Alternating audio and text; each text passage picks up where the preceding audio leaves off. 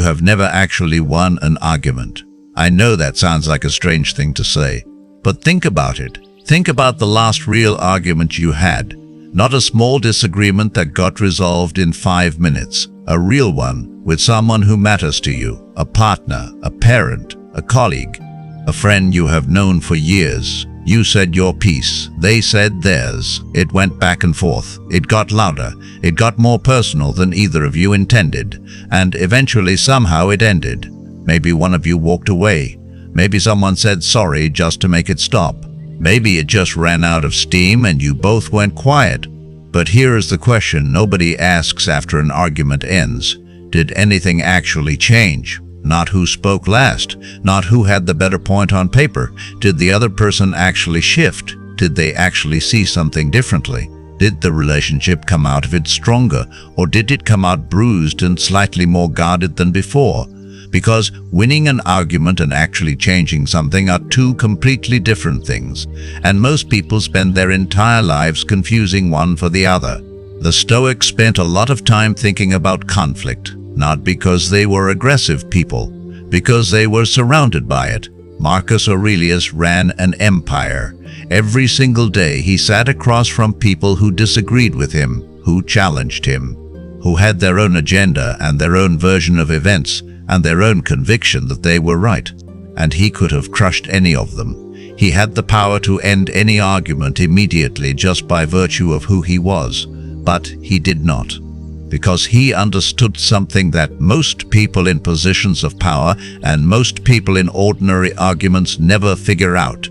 Crushing someone is not winning, it is just louder losing. He wrote in his journal, "The first rule is to keep an untroubled spirit." Not the first rule of leadership, not the first rule of governance, the first rule of everything. Because a troubled spirit, a reactive, emotionally hijacked, point-scoring spirit cannot think clearly enough to actually win anything worth winning. And today, that is exactly what we are going to fix. The first thing you need to understand, most arguments are not about what they appear to be about. Think about the last time you argued about dishes, or about being late, or about money spent on something small. Was it actually about the dishes? Was it actually about the 5 minutes late? Almost never. It was about feeling unheard. Feeling disrespected, feeling like something that matters to you is not mattering enough to someone else. The dishes were just the surface. Underneath was something much older, much more tender, much more important than whether the dishes got done. Epictetus said men are disturbed not by the things which happen, but by the opinions about the things, which means before you say a single word in any argument, the most powerful question you can ask yourself is, what is this actually about? Not for them, for you. What is the real thing underneath this moment that you need? Because the person who knows what they actually need is the only person in the room who has any chance of getting it.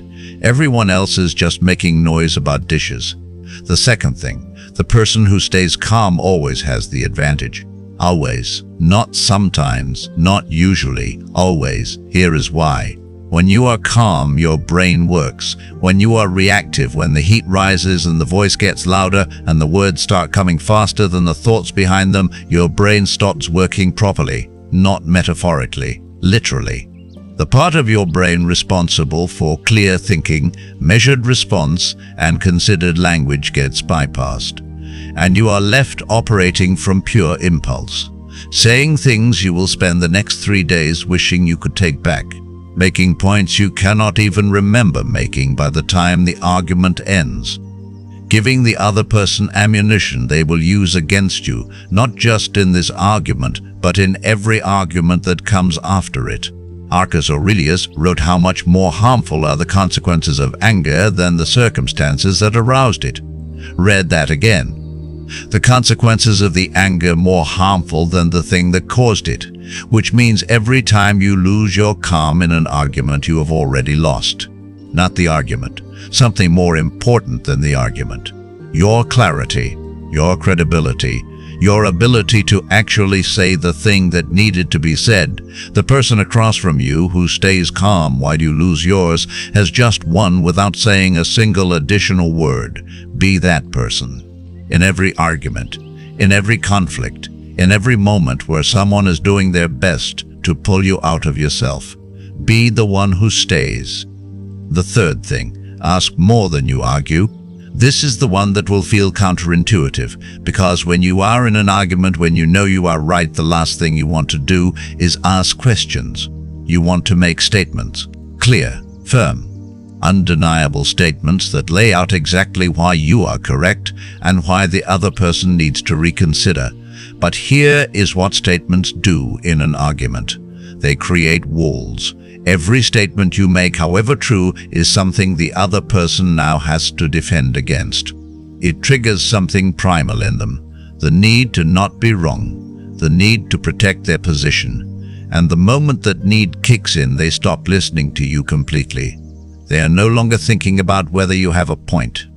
They are building their next counter-argument while you are still finishing your sentence. Questions do the opposite. Questions open. Questions make the other person think rather than defend. Questions shift the dynamic from combat to conversation. Marcus Aurelius was famous for this. He would sit across from people who fundamentally disagreed with him, and instead of laying out his position, he would ask them to explain theirs, fully, without interruption, without the face that says he was already composing his rebuttal. And two things happened consistently. One, people felt heard, and people who feel heard become dramatically less combative. Two, in explaining their position out loud, fully, and without interruption, people often talk themselves into a more reasonable place all on their own, without Marcus Aurelius having to say anything at all. Try this.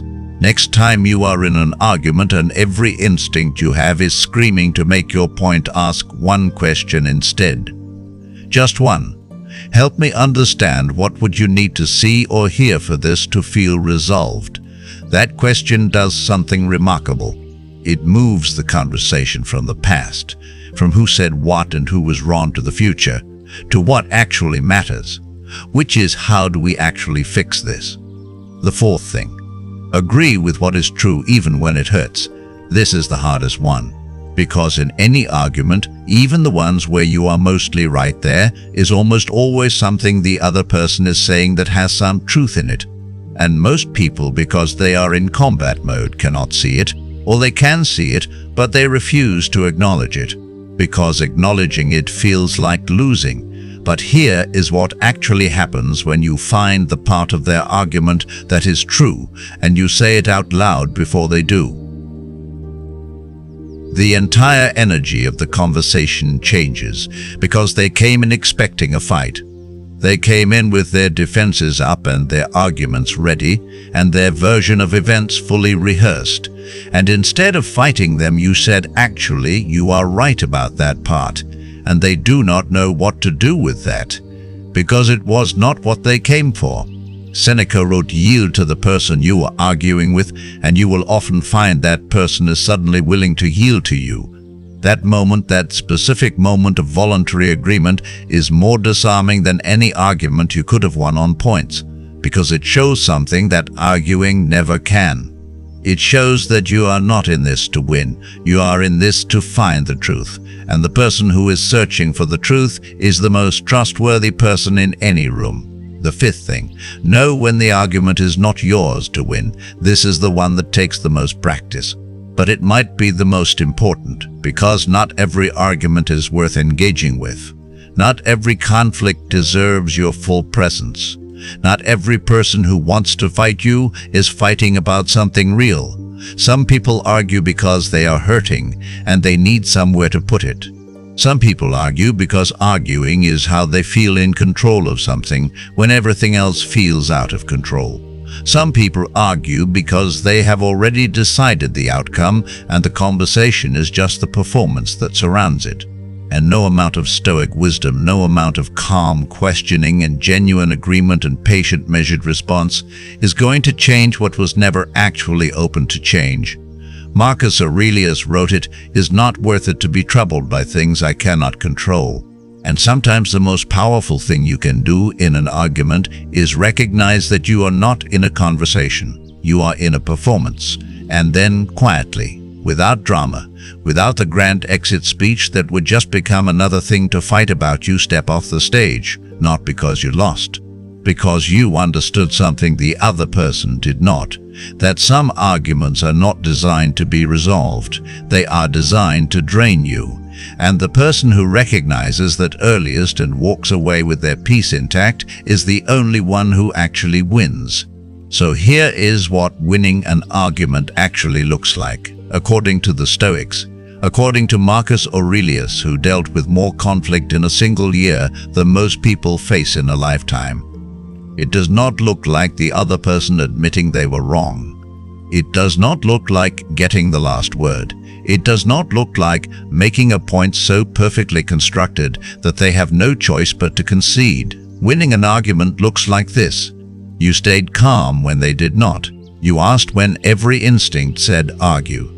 You found the truth in their position before they expected you to. You knew when to engage and when to step away, and you left the conversation, whatever the outcome, with your clarity intact, your relationships less damaged than they would have been, and your own sense of who you are completely untouched by whatever they threw at it. That is winning, not the loud version, the quiet version, the version that actually changes things.